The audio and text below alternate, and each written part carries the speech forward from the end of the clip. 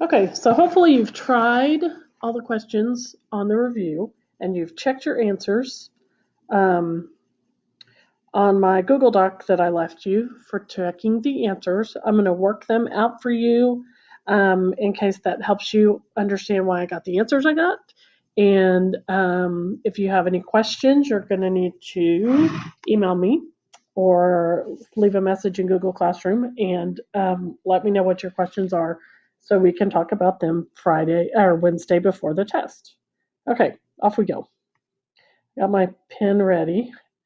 So the first thing I'm going to do is distribute.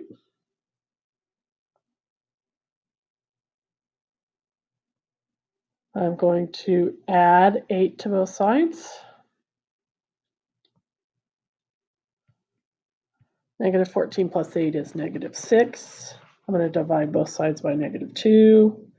And I'm going to get x equals 3. For number 2, first thing I'm going to do is I'm going to subtract 7 from both sides so that I'm left with my fraction over here. So I end up with x over 3 equals 2 minus 7 is negative 5. Okay, so if this is my dividing and I'm dividing by 3, to do the undo, I'm going to multiply both sides by 3 or 3 over 1 if that helps you see how those cancel out. If I multiply by 3 on that side, I have to multiply by 3. I end up with x equals negative 15.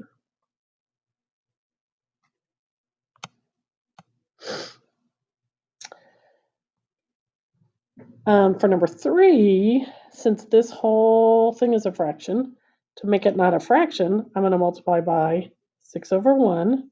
So my 6's cancel out. And I have to also multiply this side by 6. So I end up with negative 12 equals 5m plus 3. So remember that 5m plus 3 is like one, it's like one thing. It's like one, what do we call those? Term. So that when I'm dividing that term, this term by 6, I can multiply by 6, and I end up with just this term, 5m plus 3. I'm going to take 3 away from both sides. I end up with negative 15 equals 5m. Divide both sides by 5. And m equals negative 3. Okay, this one has a lot of steps, but it's just everything we've been doing is the same. I'm distributing on both sides. So I have 3x plus 12 minus 6x plus 2 equals 16x plus 24. So all my signs changed on this side because I had a negative 8. Okay, I'm going to put together my x's, which is negative minus 3x. I'm going to put together my constants, plus 14 equals 16x plus 24. Take 14 away from both sides. Negative 3x equals 16x plus 10. I'm going to subtract 16x from both sides. I end up with negative 19x. Needs more room. Negative 19x equals 10. Divide both sides by negative 19. And I end up with x equals negative 10 over 19, which is the same as negative 0.526. So either one of those could be an answer. Okay, number 5. I distribute here, which is this and this. So this one is correct. Here is this is the next thing that happens, and they got 4, which is the first mistake. So my first mistake is going to be in this one because it doesn't match what was above it. This step is correct. This step is wrong. Okay, and then to solve it correctly, I have negative 6x plus 8 plus 12 equals 28.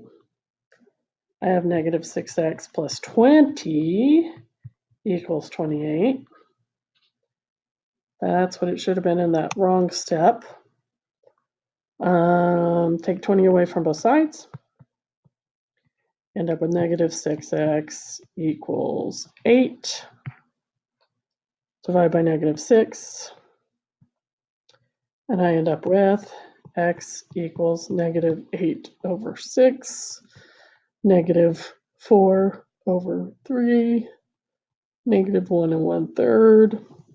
Whichever way you want to leave it is fine. Okay, number 6. This is my constant. So it doesn't change. So it's not that. And it's not this, because each shirt costs 75. So that's not changing. So 75 in a savings or 75 for your birthday would both be right. If you spend $15 a week, that's subtracting. Saving $15 a week is adding. So D would be the correct answer. This should have been like so easy I shouldn't even have to do it. But we'll do it anyway. Okay, less than. At least means equal to or more than, greater than, less than or equal to, more than, at most, and greater than or equal to.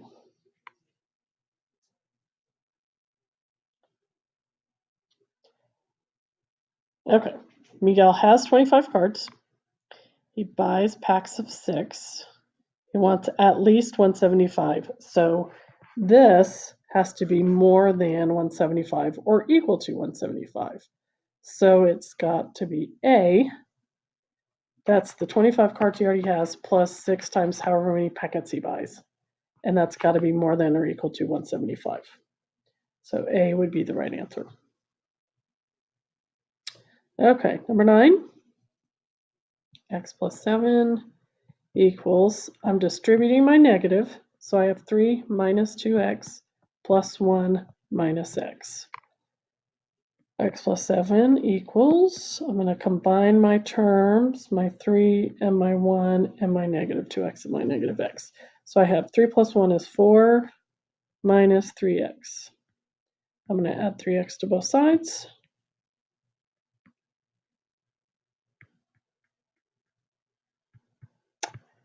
I'm going to subtract 7 from both sides.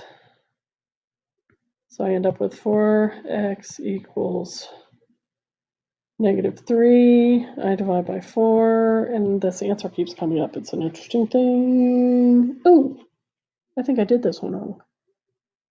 I think I put 4 over 3 on our answers, and it was really 3 over 4. So I need to go change that. It's x equals negative 3 over 4, or x equals negative 0.75.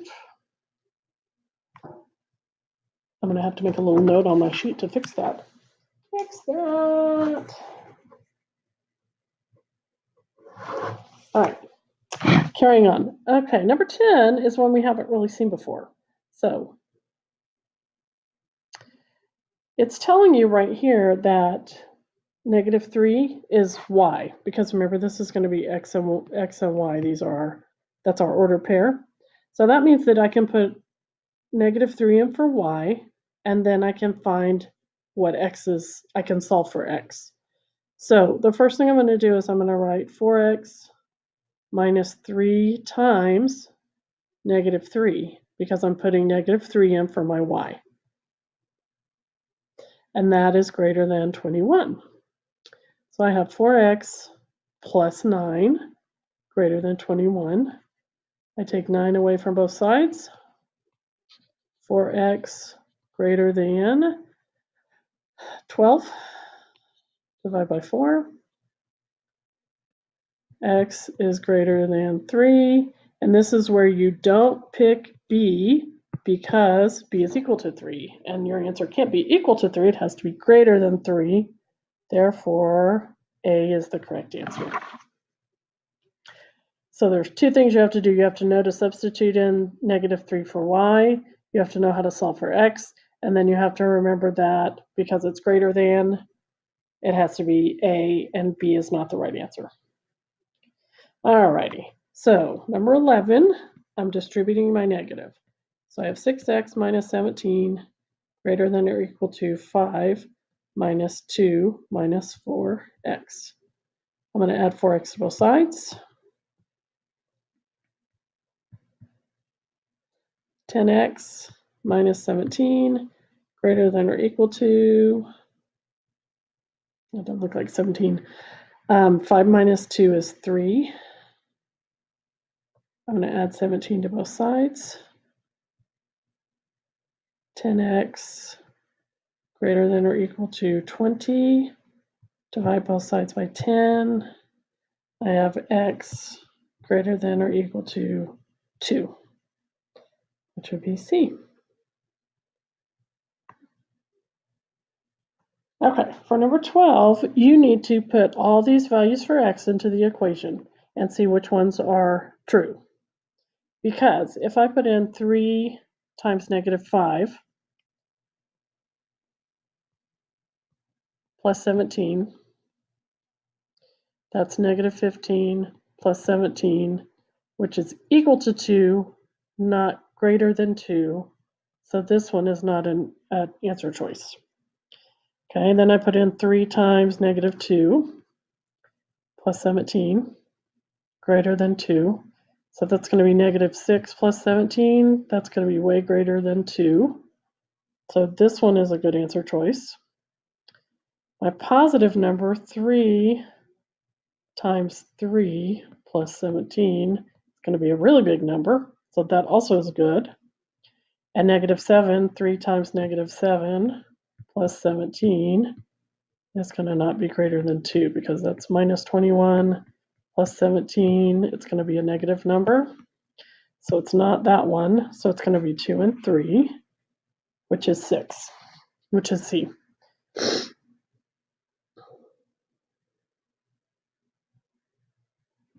So you always have to try all the answer choices when they have these where they give you options of multiple answers. All right, 13. This one, I guess the only thing we're doing is we're going to have to be careful of flipping signs. And I know I'm going to flip the sign because that's negative. So I'm going to add 4 to both sides.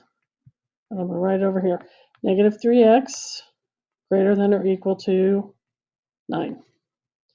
Divide by negative 3, which immediately means I'm going to change my sign. I always circle when I'm going to change my sign so I don't forget. X less than or equal to negative 3, which is B. Okay, we're looking for a mistake again. So distributing, yes, this is all correct. 3x plus 7x is 10 minus 6 is 26. This is correct. Then when we add 6 to both sides, we do not end up with 32. So this is where the mistake is, and that's C. It should have been 10x equals 20. 15 is just like the one we did, except now it's already solved for y. And if we know that x is 2, we can actually find the value of y. So we're going to have y equals negative 3 over 2 times 2 plus 5. Okay, remember this is like a fraction. So you can think about it as, oh, these 2's cancel out and it's going to be negative 3 plus 5, which equals 2. Or you could think about y equals negative 3 halves times 2 plus 5 as negative 6 over 2 plus 5, which is equal to negative 3 plus 5, which is equal to 2. So both of those come out with the same answer, and both ways are equally valid and work perfectly fine. But I'm multiplying by the reciprocal, which some of you were not comfortable with. All right, let's solve this inequality. And it says make sure the variable's on the left, and that's only so that your m is on one side and it just makes it easier to read, and it's a good habit to get into. I'm going to take 5m away from both sides. So I have minus 3m plus 3 greater than 7. Take 3 away from both sides. I have negative 3m greater than 4. Divide by negative 3. I'm on number 16. I'm checking my work as I go to see if I get the same thing. And I'm going to have to change my sign. So I end up with m less than 4 over 3 negative. And I can put my negative sign by my 4 or by my 3 or in front, and it's all the same thing. So you could have that. You could have m less than negative 1 1/3. Also a good answer. Okay. Number 17 is also something we haven't really talked about. So let's go ahead and work this out. If I distribute, I have 8x minus 20 equals 3x minus 20 plus 5x. So I have 8x minus 20 equals 8x minus 20. Hey, those are the same. So if I really worked those all the way out, I would end up with 0 equals 0. But if we stop and think about it, it's not a no solution, it's all real numbers. Because I could put absolutely any number in for x, and it would come out the same on both sides since they're exactly the same. So if I put 0 in for x, I'd have negative 20 equals negative 20, which is a solution because it's equal. If I put in 1 for x, then I would have 8 minus 20 equals 8 minus 20, which is negative 12 equals negative 12, which is true. As long as my equation comes out true, then I have an answer. So any number I put in would make these equal to each other, which means they would be a solution. So all real numbers is the solution. So no solution would look like if both sides are equal, then all real numbers are solutions. If they're not equal to each other, and you have something like 8x equals 6x, there's nothing you can put in for x that would make them equal to each other. So this one has no solution. And my handwriting's horrible. Okay, so if these are different from each other, there's no solution. If they're the same, then all real numbers are the solutions. So anytime you end up with like 3 equals 2, no solution. If you end up with 3 equals 3, all real numbers. Alrighty. So now we're getting down to the complicated ones, kind of. All right, so here's my rectangle, and it doesn't matter which one I put where. X minus 3 halves, x minus 3 halves, 0.25x plus 3, 0.25x plus 3. I'm totally going to change 3 halves to 1.5. So I'm going to have 2 times 0.25x plus 3 plus 2 times x minus 1.5. And that's my perimeter. So now I'm going to distribute. And I end up with 2 times 2.5 is going to be 0.5x plus 6 plus 2x minus 2 times 1.5 is going to be 3. Combine these. I have 2.5x plus 3. That's my expression, and that's as simplified as I can get it. All right, here's my angle problem that I know y'all are like, I don't want to draw a picture. Draw a picture anyway. Okay, because we're going to use the grid. Okay, so complementary means 90 degrees. The larger angle, so x is my small angle. The larger angle is 4 more than 3 times the smaller angle. So I have 3 times the smaller angle plus 4. And those together equal 90. So I have 3x plus 4 plus x equals 90.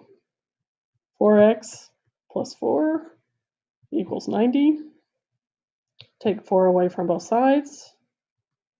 4x equals 86. Divide by 4. X equals, 4 goes into 8 2 times, 4 goes into 6 1 time. With 2 left over, 4 goes into 25 times. So X is 21.5. This is not your answer. Don't you put that in there. Not the answer. Why isn't that the answer? Because it asks for the larger angle. Which one is the larger angle? This one. So we just found this one to be 21.5. Is that what I said? Okay. 21.5. That is not what this big one is. So I need to do 3 times 21.5 plus 4. That's going to be my answer that goes in my grid. So 3 times 21.5 plus 4 is equal to 68.5. So it doesn't matter where you put it in the grid, but you need to have your decimal as one whole space by itself. So I have my 68 point, oh, see, it doesn't like it when I do that. 68.5, doesn't like circles for some reason. Ignore that. So that's my decimal, and then my 8, my 6, and my 5. I don't need to put zeros in for the other ones. I don't need to do anything. I just need to make sure that I do the ones that are my answer and definitely the decimal. I can do the plus if I want to, but I don't have to. It's going to assume it's a positive if I don't put anything. So not only did you have to write the equation and find the angle, you found x, then you have to find the bigger angle, then you have to put it in your grid correctly. So don't be feeling all smug before you've done all that. Okay, so I'm going to distribute, and I'm going to rewrite it over here to the side. So I have 2x minus 6 equals 8x plus 6. Take 8x away from both sides. I have negative 6x minus 6 equals 6. Add 6 to both sides. I have negative 6x equals 12. Divide by negative 6. X equals negative 2. Okay, now I need to make sure I put my negative here, because otherwise it will be counted wrong. And I can put my 2 anywhere. I'm going to go ahead and put it here since I have that negative sign, and they kind of go together. I don't need to put anything else. I can leave it just like that. The other part of the grid can stay blank, but I need to make sure that I do my negative and my number.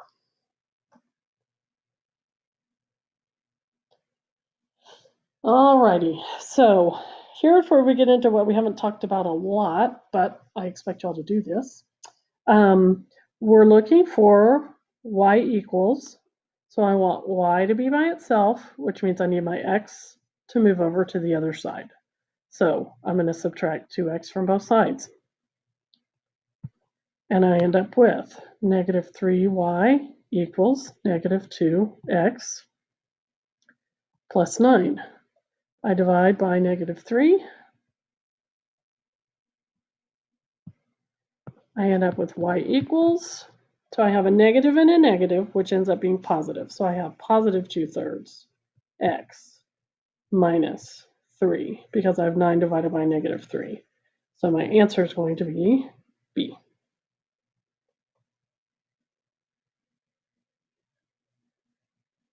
Okay. Of course, I had to think about this because this is one of those ones that makes me nervous when I'm doing. Okay. So I want to make a profit. A profit means that I've paid back everything that all my fees. Okay, so I have to pay all this back before I can make a profit. So I need my copies sold, which is going to be 3 times X because my newsletters are X. If I have 3 times X, I want that to be bigger than, and really not even equal to, 450 plus 150 X. Because once I pay for my printer's fee and printing, and I charge $3 per newsletter, I want my money that I've taken in to be greater than the money I've taken out. So I am going to subtract 1.5x on both sides. I end up with 1.5, $1.50x greater than 450. I'm going to divide both sides by 1.5 or 150, $1.50, and I end up with x. X has to be bigger than 300. So when I sell exactly 300 newsletters, I'm even, and I didn't make any profit, but I paid everything back and I'm at zero. So I want it to be 301. Now I'm making a profit. So I'm going to pick C, not B, because B doesn't have any profit. Okay, 23 and 24, we're just rearranging the equation. It's those literal equations that hopefully you worked on last week. The point about literal equations, you should be thinking about physics or something like that. All we're doing is rearranging the equation without knowing what M or V or K is, because at this point we don't care. But I do want M to be on the left side by itself. So first of all, I'm just going to flip it around right now. I have 1/2 mv squared equals k. So if I want my m by itself, I'm going to multiply times 2, because 1/2 times 2 is going to be 1. So I'm multiplying both sides by 2. So now I have mv squared equals 2 times k. Now I'm going to divide by v squared. Do I have to square root it or anything? Not really, because right now all I'm doing is moving it to the other side. So m equals 2k divided by v squared. And that's all you can do. All we're doing is rearranging the equation so that we could find another variable, one of the variables, the missing one that we would have. So all we're doing is rearranging. We're not solving for anything. Okay, same for this one. And this one should be really easy because it's right here. B, and I'm going to flip it around. Pi r squared h, because what do I want by itself? I want h by itself. So I'm going to divide by pi. And I end up with r squared h equals v over pi. I'm going to divide by r squared. So I end up with h equals v over pi r squared. And that's solving for h. We're not finding answers, we're just rearranging the formula so that we could find the height if we knew the other things. But we don't, so we're just going to leave it just like that. So hopefully this helped. If you are confused or lost on any of these questions, you need to comment to me on Classroom, or you need to send me an email or something to let me know. We'll have a few minutes before the test on Wednesday and we can talk about it. Bye.